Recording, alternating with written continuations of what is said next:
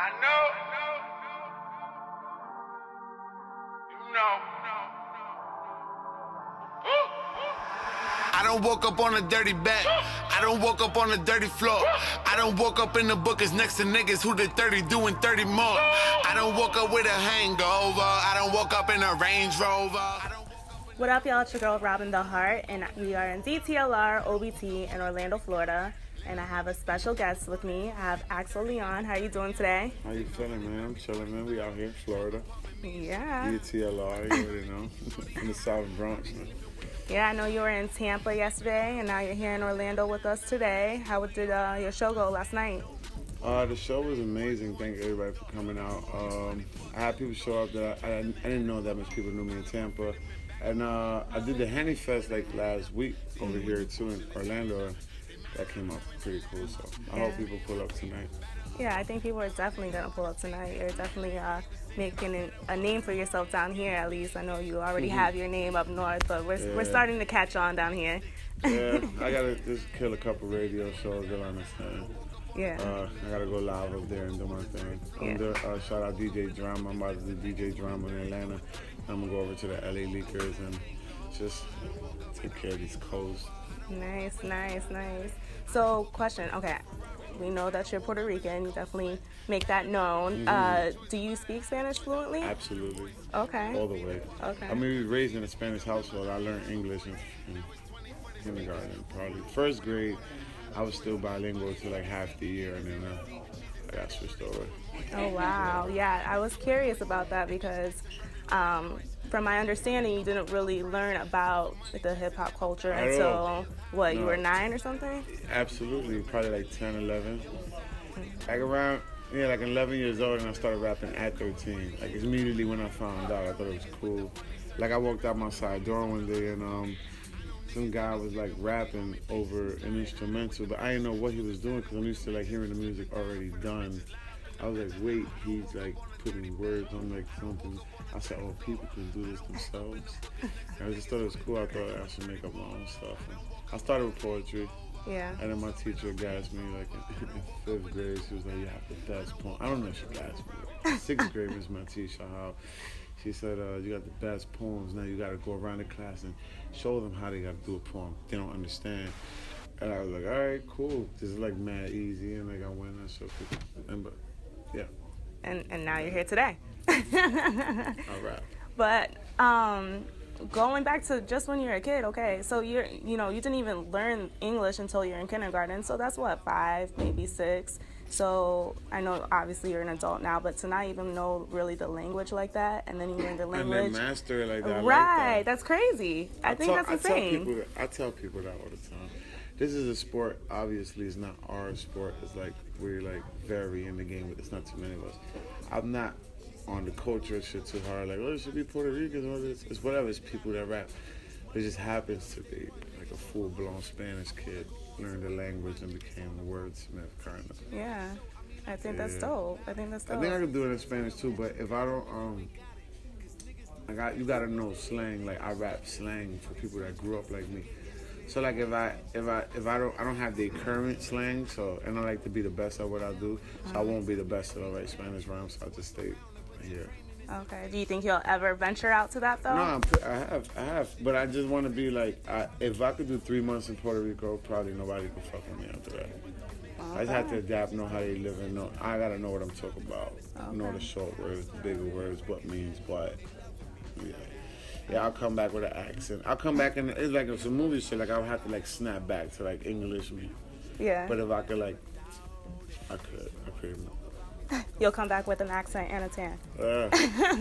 I mean, I have records with, like Tego Calderon, Puerto Rican legend, but I rap English on it. I have the Spanish version of that in the vault. Oh, okay. And, my producer's Cuban, like, born over there too. Like he's, we're like real cultural Spanish people trying to make it happen. And we don't, we run with a lot of Spanish people. We don't pick the team like that. Like, all right, you're Latin, you can rock, you're black. No, it's just, I don't know, it's just the people around. They just happen to be that. Right. Yeah. No, but again, I think that's really dope that, like you said, he's mastered the language and you've made it your career using the language. So I know you said that your teacher kind of gassed you. Have you seen your teacher as an adult, and do they know what you're doing with your music? One time, probably a couple years back, and I ran up to her with a CD, like, "Yo, you see what I'm doing?" She's like, "Yeah, actually, yeah." Right, this is my favorite teacher, Miss Matisse. Miss Shavers and Miss Matisse. Miss Shavers was my fifth grade teacher. She let me like express my art, and like I draw, I paint, artists, do artist shit. Like I do all my artwork, I edit my own videos. It's just not kid art. Like I'm real into all that stuff. And my teacher, she let me be me in fifth grade. Like she let me run a karate hour. Like when the kids would come to the class, they were like, we'll flip them on the mat. Like that's kung fu. And like you're not even supposed to allow that. Yeah. So she was like, just be you, just do you. Yeah. So that's shout dope. out to Shavers for that. That's dope. That's dope. Sounds like we need more teachers like that, making dreams come true or help making dreams come true. Now they just tell you the fake truth, like that would never happen for you. What else you want to do for a career? Right. Yeah, that don't exist. Right. So you've been busy so far this year. You dropped your album and you dropped a mixtape. How are you feeling about everything? How's everything moving for you? Everything's cool. Everything's working. I just have like more. I just try to put more work than I can handle. I like to be like all messy. Like, oh man, we have like, what are we gonna do with this? Like right now, I have like 2 more tapes done, and I'm dropping them this year. Oh, wow. On top of that, I'm working more. I'm dropping one on August 1st on my son's birthday, so I'm dropping one on Thanksgiving. Nice. And then I'm gonna slow down next year, but I have to like OD this year. Yeah. Show them I'm undeniably here. Yeah. No, I like it. And definitely put in your work. Keep it coming. That's a lot. That's a lot of projects in 1 year. Yeah, and I have more. I mean, it's like, it's not even hard for me. It's like, it's just really like candy stuff. Right. It's really, I unlocked the vote. It's over. Yeah. Yeah. So you're definitely a lyricist. Obviously, we know you're a freestylist. You're a battle rapper. Is that funny? No. No. I came up. No, I don't. Battle rapper is like the stigma thing that I got. Battle rapping today is like is a thing. It's like a league, and you train for like, it's like boxers. You train for your fighters. You write about them. You do shit like that. But I came up in a time where we was like talking shit about like who's better than who. They be like, all right, let me hear you, and you go at it, and then that would be considered a battle. Like my man beat your man from that block. But we didn't have like ready rhymes for them. So when I was actually battling, it was just like verses that we'll have, and they'll be like, they'll team somebody, they'll be like, all right, how about you and you? And we're like, all right, you go first, and you go first, and my man's gonna kill your man, and I got this, I got the car on him, and we just do shit like that. But the way it is now, nah.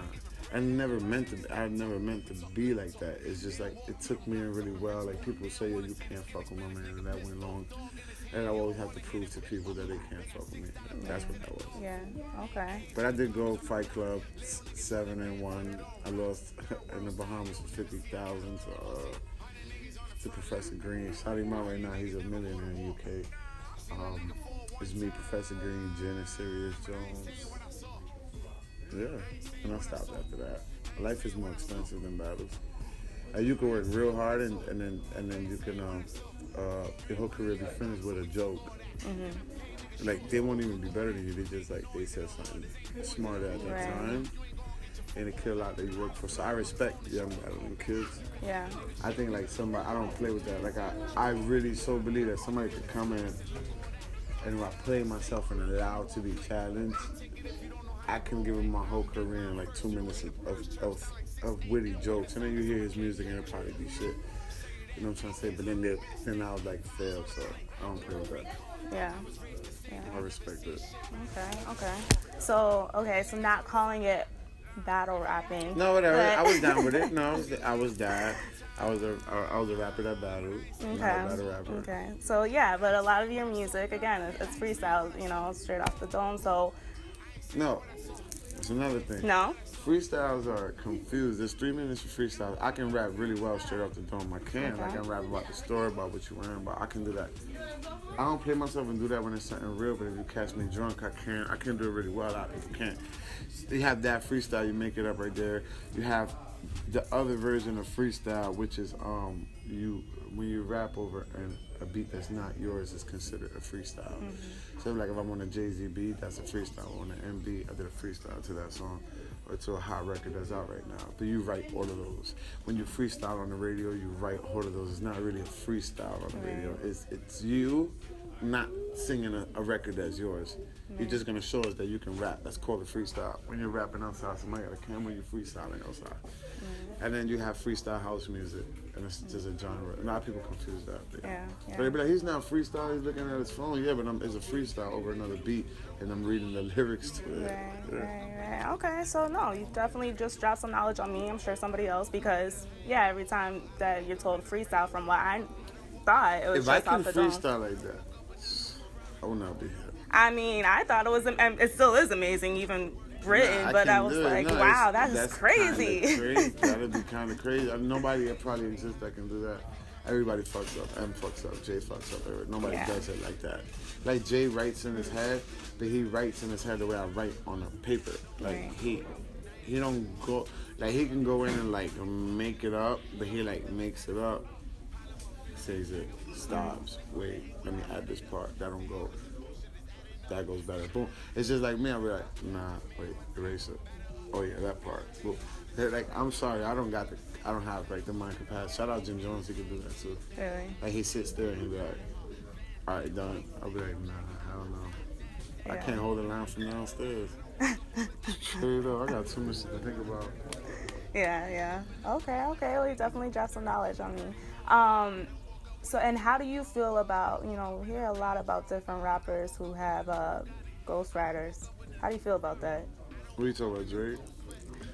Him, or I'm sure there's it's other not, people. I don't take away from Drake. I don't think nobody could write with Drake what I like Drake for. Like what rappers like Drake for, nobody wrote that. Now for a hit that somebody's dancing in the club to, that's fine. That's like if I'm in the studio, one of my friends, he's like, nah, say this. And I'm like, oh yeah. So if you caught me saying, oh yeah, he's a ghostwriter for me, no, it's just like he had a better idea for my hit. That's fine. But like what comes from the bottom, you can't make that up. So I don't take nothing from him. He doesn't have a ghostwriter. He has people with suggestions sometimes. Every musician has that. Okay. And then what I feel about ghostwriters, the whole R&B game is a ghostwritten. They're cute, and then they have a voice, but they don't have a mind. And then you have the not so good looking person with all the words, and then they put that together. But nobody complains about that either. That's messed up. But yeah, and for people with actual ghostwriters and they're getting away with it, like rappers, shame on you. You shouldn't even feel original. Yeah. You're like somebody else, period. Right. Okay. So there's levels to it. There's levels to it. I understand that. Okay. So tell me about your whole Live High movement. Tell me about that. Live High is just a collective. It's us. It's a family. Doesn't mean living high, but you can smoke weed and live high if you want. But it's LIVHIE. It means life is valuable. History is everything. The H changes. History, hip hop, health. Life is valuable. Health is everything. Things like that. Yeah, it's living high, living above your expectations, what people didn't think about you when they didn't think too much of you and stuff like that. Yeah, it was a culture. We live high. We smoke weed too, so I live high. It's all good. But I read that you said somewhere that you guys actually, or I don't know if you have, but you want to do like stand for different things, doing walks for cancer. Yeah, that's the health. That's the H. That's the health H. Yeah, the H will change. So like life is valuable. Like health is everything. Autism walks, cancer walks. Or with, I wanna help out in a all of that give back to the community stuff. I guess that's how I would do it. Yeah. With my company, and we cause awareness, and we call my celebrity friends to put money for certain things. My mother has cancer right now, breast cancer. So it's just like, of course, like especially if I can have a voice and we can help, I'm doing that. Right. Yeah. Right. No, a different meaning to live high. You have like a kid with a shirt on, live high. You're like, oh my God, what are they promoting? But if you don't know, then just don't talk. Cause it's not that. Right. Yeah. No, I think that's great. We have conversations about that all the time, that there's artists that have the opportunity to do so much with their platform and giving back in the communities and, really making a change. And unfortunately, some of them just don't. So to hear that you want to, I think that's great. And I don't do that like on some communities, so like, oh, this is what rappers do. Right. No, it's just like, it just fits us, and the problems are all around us. So like, you know, like when my mother caught cancer and I was helpless, and I was like, yo, if I was like Jay-Z, maybe I'll get a better doctor. Not saying that health buys wealth, but you probably have just a better chance when you're somebody. So like, if I do become somebody and I do get to help mom, I want to, you know, have something where a person that was helpless like me can also do that. Right. You don't gotta be rich, and you could just like have some type of hope. Right. Oh, that's great. That's great. That's a beautiful thing. So, I know you said you have your 2 projects that's gonna come out, you know, by the end of the year. Anything else that we need to look out for from you? I don't know, man. I got all my features, man. Shout out everybody that did a record with me. Look me up. I'm Axel Leon, AXELLEON, on every social media. Yeah, I got Rich Part 2 out right now, which means Puerto Rico, and I'm English. Part 2, which means there was a 1, and then I have the Black Hole that's been out, and then I just dropped J.U.G.O, which means Jews, and it's also an acronym for Just Us Game Over. You know, I go by like Axel Leon, AX, Jews, Spaniel, J.U.G.O, all of that shit. So I just dropped that on June 8th for my birthday right now. So. Nice. All right. So there's plenty things for you to look out for. A lot. So there's no excuses. So if you're not already on Axel Leon, you need to get on it. So we thank you for being out here today. Appreciate it. Make sure that you're keeping it locked with DTLR, and make sure that you're following me, Robin the Heart, and check out robintheheart.com.